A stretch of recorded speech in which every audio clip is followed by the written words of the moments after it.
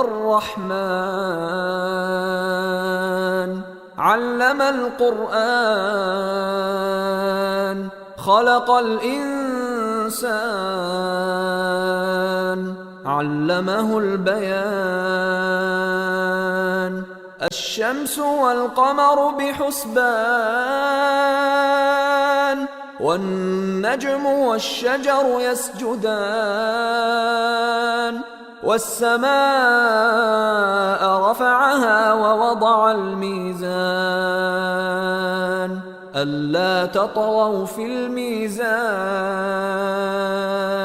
وأقيموا الوزن بالقسط ولا تخسروا الميزان والأرض وضعها للأنام فيها فاكهة والنخل ذات الأكمام والحب ذو العصف والريحان فبأي آلاء ربكما تكذبان خلق الإنسان من صلصال كالفخار وخلق الجان من مارج من نار فبأي آلاء ربكما تكذبان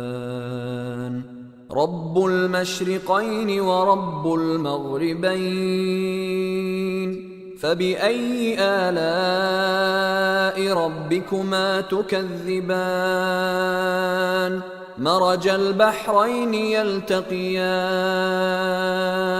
بينهما برزخ لا يبغيان فبأي آلاء ربكما تكذبان يخرج منهما اللؤلؤ والمرجان فبأي آلاء ربكما تكذبان وله الجوار المنشآت في البحر كالأعلام فبأي آلاء ربكما تكذبان كل من عليها فان ويبقى وجه ربك ذو الجلال والإكرام فبأي آلاء ربكما تكذبان يسأله من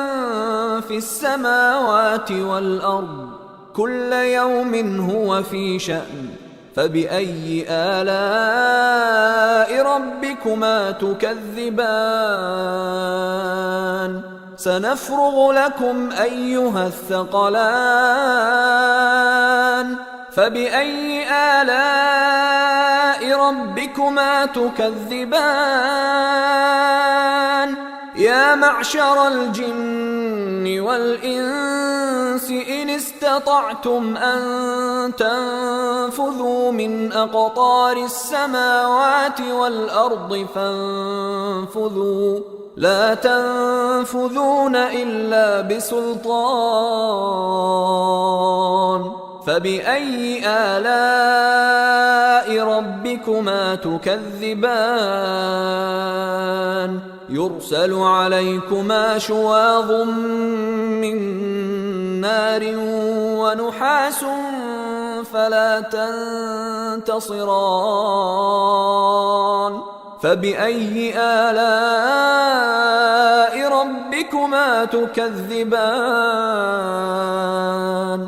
فإذا انشقت السماء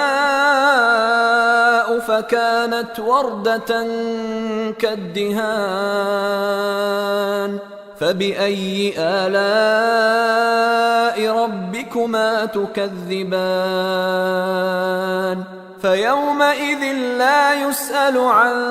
ذنبه إنس ولا جان فبأي آلاء ربكما تكذبان يعرف المجرمون بسيماهم فيؤخذ بالنواصي والأقدام فبأي آلاء ربكما تكذبان هذه جهنم التي يكذب بها المجرمون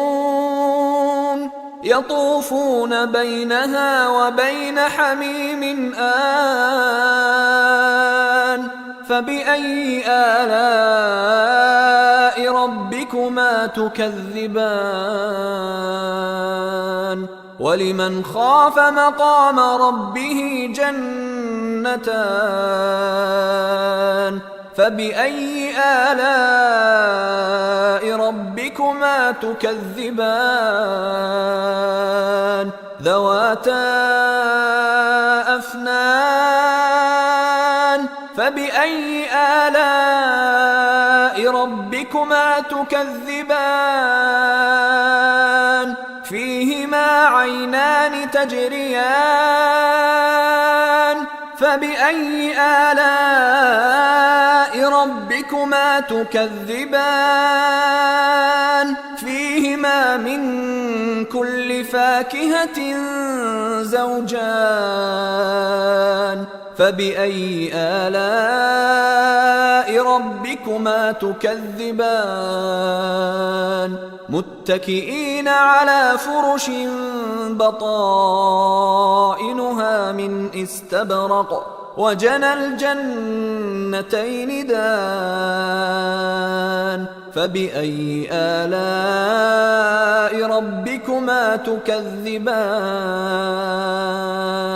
فيهن قاصرات الطرف لم يطمثهن إنس قبلهم ولا جان فبأي آلاء ربكما تكذبان